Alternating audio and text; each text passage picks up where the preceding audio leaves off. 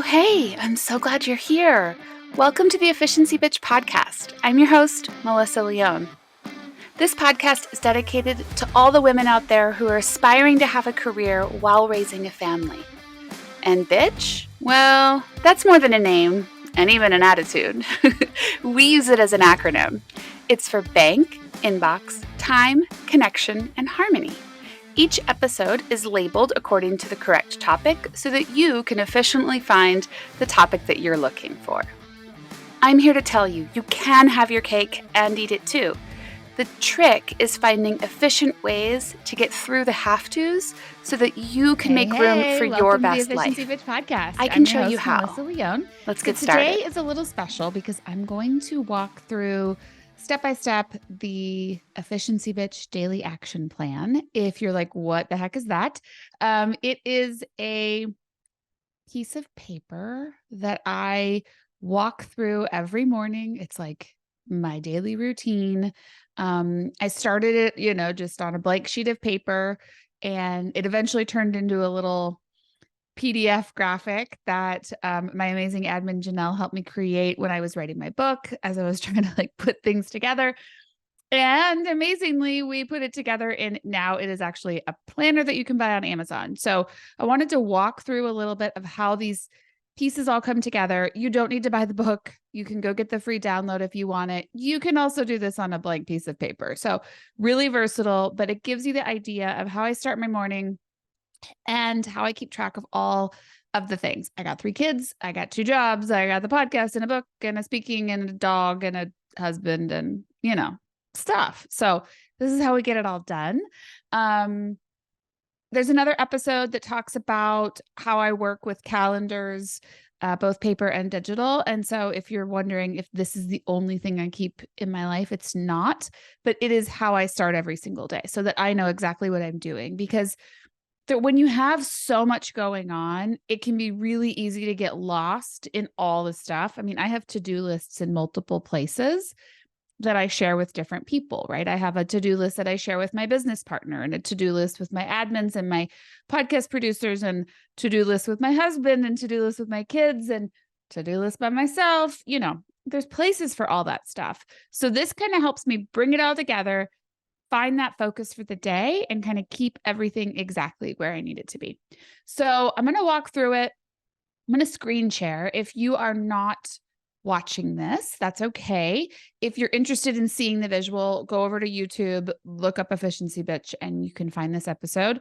And then if you're interested in the download, it's at efficiencybitch.com/daily action plan. If you can't remember that, just go to efficiencybitch.com. There's a download section. You'll find it.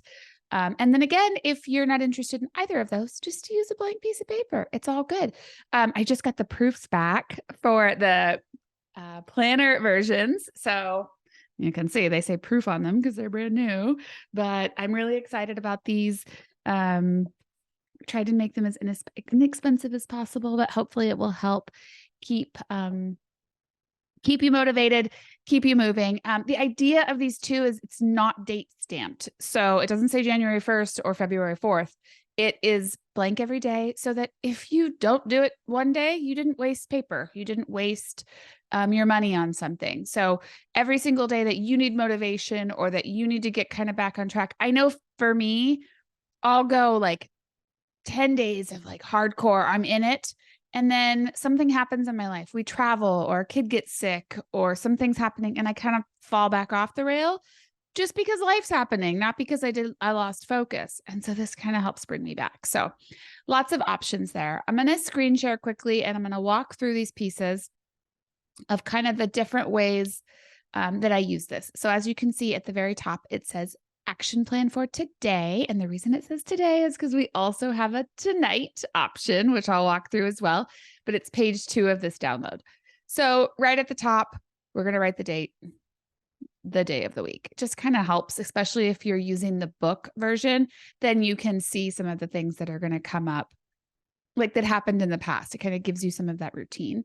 The first section, top left, I always write on my mind.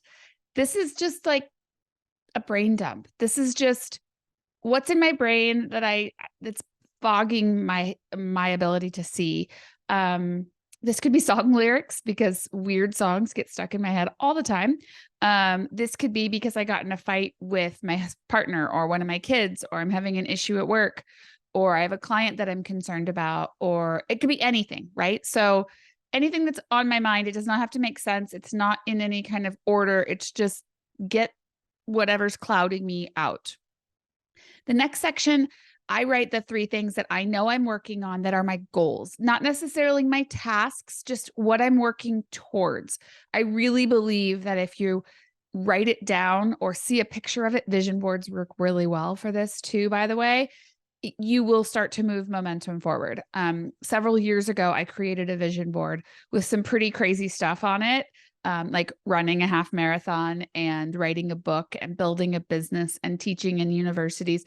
I'm doing all that stuff now, but back then it seemed insane to me. So I really believe that knowing where you're going is going to help you get there. The special part about this is I'm not going to write, I will run a half marathon. I'm going to write, I ran a half marathon this year, right? So you're going to write it in the format that says you already accomplished it, and it will tell your brain to go there. So those are the things that I write. I ran a half marathon this year. I wrote 2 chapters of my book this month. I got my social media organized today, right? So just basic stuff that you want to get done. It could be for business. It could be for personal. It could be for both. You can have more than one, tons of flexibility there.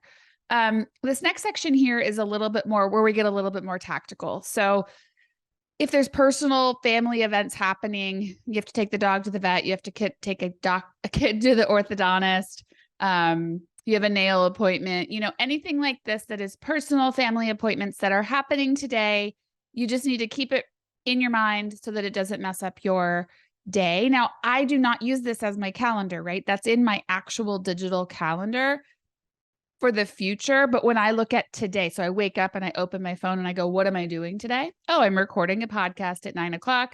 I've got to pick up this kid at this time. We got a volleyball game tonight.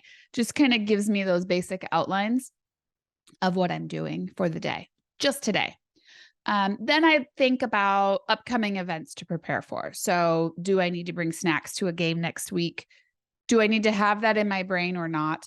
I find that when I write it down here, I can get it out of my head so that I don't have to constantly be worrying about it. For me, the biggest problem I have is, I'm going to forget.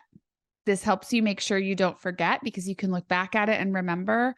Those types of things are very helpful in freeing up some of the extra space in your head.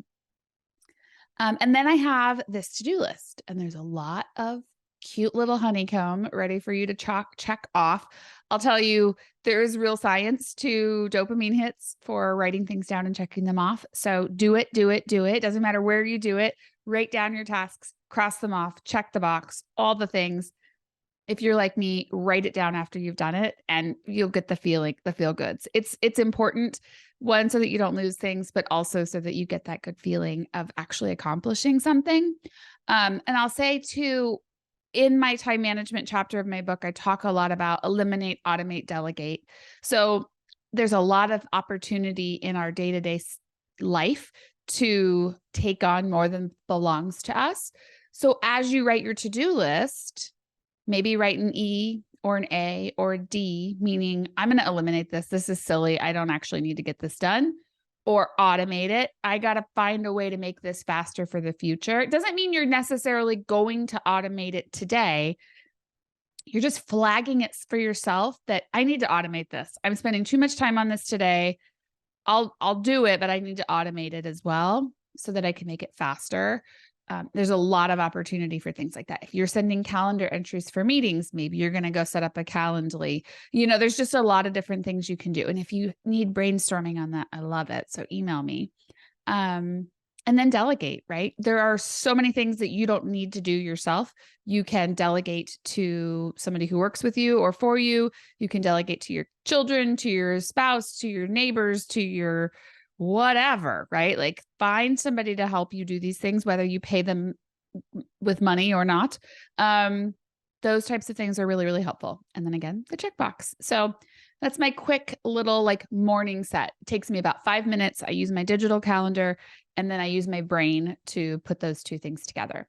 I do refer back this throughout the day, usually at the end of the day as I'm like starting to wrap up, but the day's not over. Usually around the 3 o'clock time frame is when I just kind of put my thoughts together and say, what did I miss? Did I forget anything?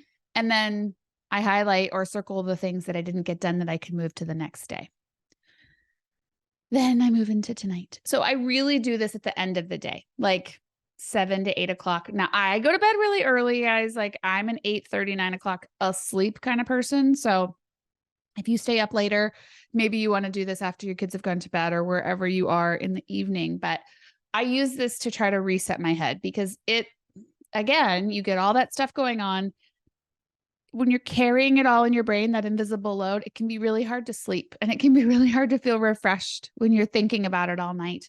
I still have many days where I wake up thinking or worrying about something, and it's usually on nights when I don't complete this. I find getting it all out really just kind of helps me. So again, on my mind, anything I'm worried about, song lyrics, something I feel like I need to say to somebody, any of those pieces. Affirmations is something that's really powerful. And I learned this in The Miracle Morning by Hal Elrod. Affirmations tell your brain the things that you really want it to do. So kind of like how we set the goals in the morning in the present tense, the affirmations are going to do the same thing. So some of the affirmations I say to myself every night is I'm going to wake up refreshed and go for a run, right? I want to do my exercise very first thing in the morning. It's where it fits in best to my routine. But I say that to myself, I'm going to wake up refreshed, because if I don't tell myself that's what I'm going to do, it's very easy to talk myself out of it in the morning. So those types of pieces are really helpful as you look to make positive change. If you don't know what to write, Google affirmations for health, affirmations for business, affirmations for women, affirmations for whatever. I guarantee you will find a lot on the internet. And it's really, really a wonderful thing to do every day. And then I also take a quick inventory of any events I need to prep for, kind of the same routine as the morning, just things that are on my mind, maybe something new popped up. And then I take a quick note of all the new to-dos that popped up for the day, because that happens every day. Something new comes in my mind. Like yesterday, I was like, oh, our baseboards really need to be repainted. What a weird thing to put on my to-do list, but it popped into my head. I know that if I don't write it down, it's going to bug me. Like I'm going to think that I forgot to do something, but I put it here. It's not something I plan to do anytime, but it is on my mind. And then maybe tomorrow I'll eliminate it and say, Melissa, you don't need to think about that. That's silly. Or I will delegate it and ask my husband to go find, bid some painters and decide it. So it just gives me that opportunity to get that stuff out of my head, so that I'm not spinning around, because I do that. The next section is about purchases. I added this because particularly during the COVID pandemic, when we were all home shopping online, I started buying things a little too quickly. And this gave me the opportunity to really reflect on anything I bought for the day and return it if necessary. But I have continued this post-pandemic because it's so easy in the easy access retail market that exists today, primarily on Amazon, to buy something that you don't need. So typically what I do at the very end of the day is I scroll my Amazon to see if I bought anything and if I need to return it. And then I also reflect back on anything that I may have purchased in store or signed up for that I can return. And sometimes the answer is yes, I need to return it. And sometimes the answer is no, but I do find that actually going through the routine of reviewing my purchases has helped save me a lot of money and really been a good cycle and habit for me. If you have not already listened to the Money Available to Spend episode, I highly recommend you do that. It will walk you through a little bit of my process and my methodology on being able to save for the future, being able to understand where your money's going. So that ties in back to this piece here. And then the very last piece, just because I like checklists and I like to, check the box. These are the 5 things that I want to do every single day, and knowing that these are on my to-do lists for my action plan at the end of the day really helps me to get it done. So did I exercise today? You guys, I'm not working out like 4 hours a day. Did I walk the dog today for 15 minutes? Counts. Did I run for an hour? Counts. Did I do yoga? Counts, right? Did I play pickleball? Counts. Like, exercise is just moving your body. It does not have to be this big, crazy ordeal. So did I move my body today? Yes or no? Water. I'm really, really trying to be very diligent about water. I'm a gallon of water a day kind of person. But it can be really hard. And so without that constant reminder of go do it, it can be really easy to forget. Same with vitamins. If you're not good at taking daily vitamins, set an alarm, find a way to make it work. Daily vitamins can really be an amazing way to add some nutrition back into your life. If you don't know what vitamins to take, ask some friends, do some research. Vitamins are really important. I believe I make sure that they go into my body every day and my children's. So for me, that's a really important piece. And then reading. I like to read a lot. I don't always get to, but I do put it on my to-do list because I want to make sure that it stays top priority for me. Rather I'm, reading for 10 minutes at the end of the day, or if I'm listening to an Audible or a podcast, that all counts for me. Like, am I bringing new information into my head? And no, I do not count television or the talking heads of the news. I want like literal reading or Audible or podcast that are designed to educate and entertain and influence. I think the reason I've always not considered watching the news is because it's designed to invoke fear, and it's designed to maybe emotion, not fear, but emotion. These I'm looking to educate and help myself in that way. So that's just the criteria that I've set for myself. Set your own, right? And make a decision on what kind of information is reading to you. And then stretch, because I'm in my 40s and, well, I need it. My body needs to move a little bit extra outside of the exercise and make sure that I don't get too tight anywhere. So that's it, guys. It's really not that much. It took me like 10 minutes to explain it, but it really takes me like 2 minutes, at night and maybe 5 minutes in the morning to get this done. Again, if you're looking for the free download, it's efficiencybitch.com/action plan. If you're looking for, you can also just go to efficiencybitch.com and look up downloads, or do it on a piece of paper. Just the idea of it will really help give you some more clarity for your day.